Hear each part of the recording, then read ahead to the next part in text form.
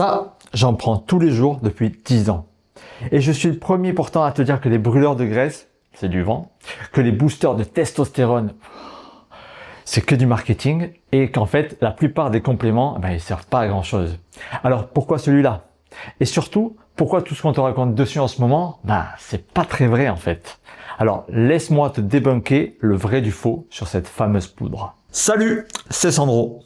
Cette poudre que je prends tous les jours, comme des millions de personnes à travers le monde, c'est pas une molécule de synthèse inventée en labo.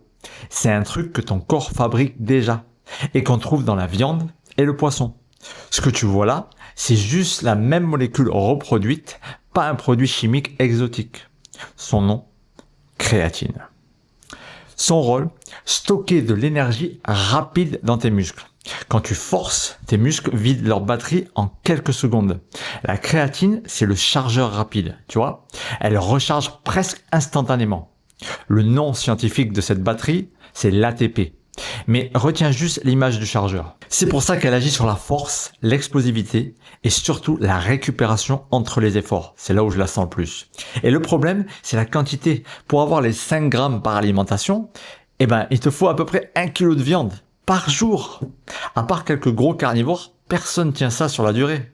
Et la cuisson en dégrade une partie au passage. C'est le seul complément de performance que je prends. Le reste, vitamine D, magnésium, zinc, c'est pour combler des manques. C'est un autre sujet. Et c'est aussi le plus étudié au monde. Des centaines d'études, 25 ans de recul. Alors maintenant, cassons les mythes. Le premier truc qu'on te sort, la créatine, mais t'es fou, c'est mauvais pour les reins. Cette peur a une origine précise et elle est ridicule quand on la connaît. En 1997, 3 lutteurs universitaires meurent en cherchant à perdre du poids à tout prix avant une pesée. Ça arrive. Déshydratation, combinaison imperméable, salle surchauffée. Et certains prenaient de la créatine. Alors on a fait le lien, tout simplement.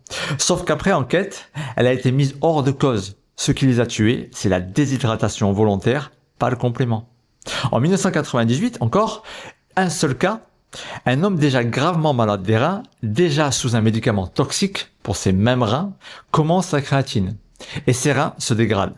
Les médias sautent sur l'occasion. La créatine détruit les reins. En oubliant un petit détail. Ce type était déjà en train de couler bien avant d'en prendre. Mais le mal était fait.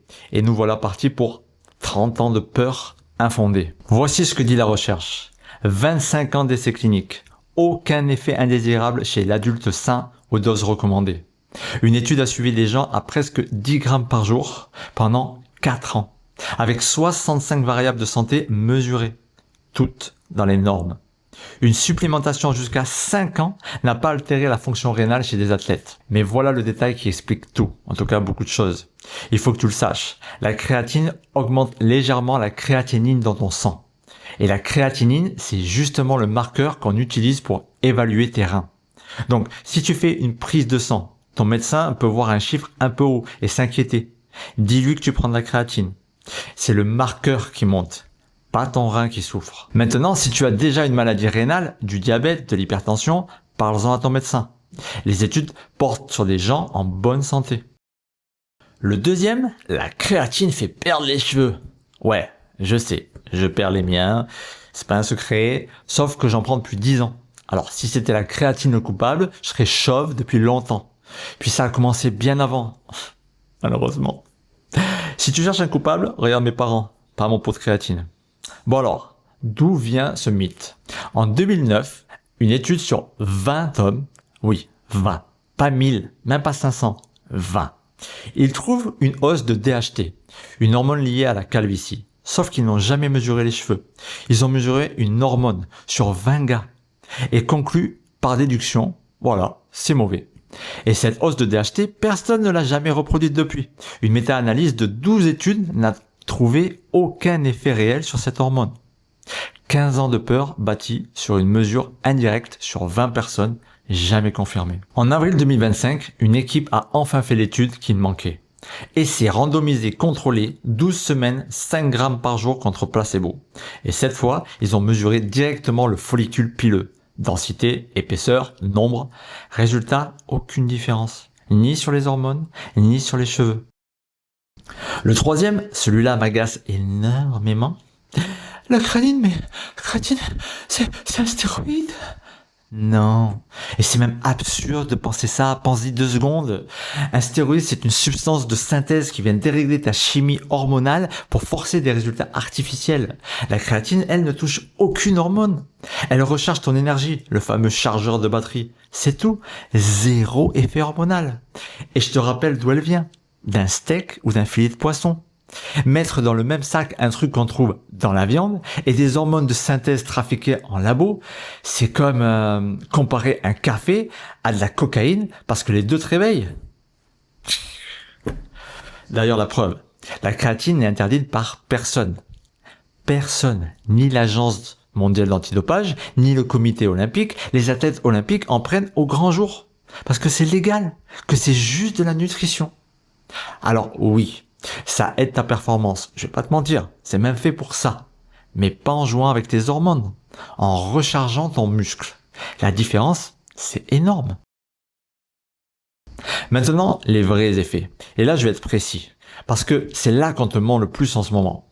Le muscle et la force, oui, c'est établi. Plusieurs méta-analyses le montrent. Chez les plus de 50 ans, créatine plus musculation donne de meilleurs résultats sur la force et sur la masse maigre que la musculation seule. Mais comme je viens de le dire, plus musculation. L'effet n'existe qu'en association avec l'entraînement. La créatine ne construit rien toute seule. Elle amplifie ce que tu fais. Si tu bouges pas, elle sert à que dalle. Et ça compte, particulièrement après 50 ans, parce que c'est là que la perte s'accélère. Tu perds du muscle chaque année et ta force décline encore plus vite que ta masse. C'est exactement le moment où le moindre coup de pouce compte. En ce qui concerne mon expérience, mon ressenti, j'ai une récupération nettement plus rapide, surtout entre les séries. Et un muscle plus dense, mieux rempli. D'ailleurs, sur ce dernier point, une précision qui va rassurer certains. La créatine augmente le volume d'eau à l'intérieur de la cellule musculaire, pas autour. C'est l'inverse de la rétention d'eau que les gens redoutent, celle qui te fait paraître gonflé. Là, l'eau va dans les fibres et ça fait toute la différence. Maintenant, les trucs qu'on te raconte en ce moment et qui ne tiennent pas la route. Les os. Tu entendras que la créatine améliore la densité osseuse. Pourtant, une méta-analyse a repris 5 essais randomisés chez des plus de 50 ans. Aucun effet significatif. Ni sur le corps entier, ni sur la hanche, ni sur le col du fémur, ni sur les lombaires. Comparé à la musculation seule, la créatine n'ajoute rien sur l'os. C'est la musculation qui construit ton os, pas la supplémentation en créatine. Le cerveau. Là, c'est plus nuancé et c'est important. Une méta-analyse de 2024, avec 16 essais randomisés, montre un effet réel sur la mémoire. Il reste modeste, avec un niveau de certitude qualifié de modéré. Sur la vitesse de traitement, la certitude est faible. Et sur les fonctions cognitives globales, aucun effet significatif. L'effet est plus marqué chez ceux qui manquent de réserve. Les végétariens, les personnes privées de sommeil, certains malades et les personnes âgées en général. Pourquoi ces effets restent-ils limités ? Parce que seulement une toute petite partie de la créatine est stockée dans le cerveau et que le transporteur qui la fait passer fonctionne quasiment à saturation. En théorie, il faudra probablement des doses plus élevées pour augmenter la créatine cérébrale. Mais quelle dose ? On n'en sait rien et personne ne le sait encore. Une revue de 2025 le dit noir sur blanc. On ne sait pas. Alors, quelle dose prendre ? Pour le muscle, c'est réglé. 3 à 5 grammes par jour. Et un truc que peu de gens savent, la phase de charge, tu sais, la phase où tu dois prendre 20 grammes par jour pendant une semaine, n'est pas nécessaire. En fait, si tu prends 3 à 5 grammes pendant environ un mois, ça sature ton muscle exactement pareil. La charge, c'est juste un petit peu plus rapide. Tu entendras aussi des gens te recommander 10 grammes, avec l'idée que les 5 premiers vont aux muscles et les 5 suivants au cerveau. C'est une belle image, mais pas un résultat d'étude. Le corps ne fonctionne pas en vase communicant. Le passage vers le cerveau dépend d'un transporteur spécifique, pas d'un surplus disponible. Et les 20 grammes par jour qu'on va passer en ce moment, écoute, ça n'a jamais été étudié sur le long terme. Les données de sécurité qu'on a, les 25 ans, les 50 suivis, elles portent sur des doses normales. Maintenant, ce que je fais moi, entre 5 et 10 grammes par jour. 5, c'est ce qui est prouvé pour le muscle, et au-delà, C'est un pari que j'assume sur le cerveau, sans prétendre que c'est démontré. Je te dis ce que je fais, pas ce que tu dois faire.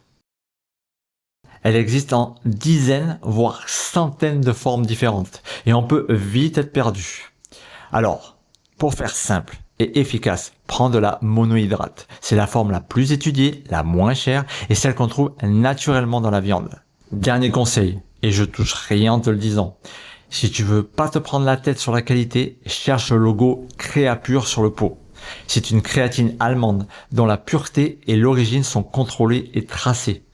Tu paieras parfois 2-3 euros de plus, mais tu sais exactement ce que tu achètes. C'est un peu comme une huile d'olive avec AOP. Ça veut pas dire que le reste est mauvais. Beaucoup d'autres créatines sont très bonnes, et sûrement très bonnes, mais c'est un repère fiable et facile à vérifier. Si tu dois en choisir une sans te casser la tête, prends celle-là. La créatine, c'est le seul complément de performance que je prends et ça fait 10 ans. Pas parce que c'est magique, parce que c'est le seul qui coche toutes les cases.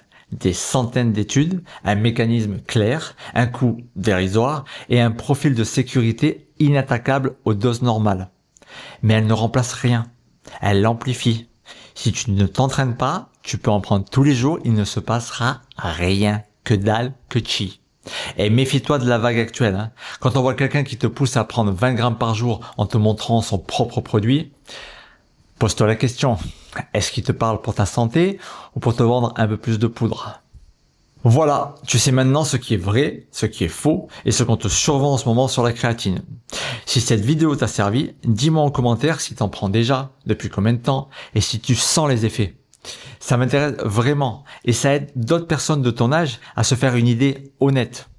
Et si t'en as marre quand on raconte n'importe quoi sur la santé et ton corps après 40 ans, ben abonne-toi. C'est exactement ce que je fais ici. Je vérifie et je te dis tout ce qui tient et ce qui tient pas.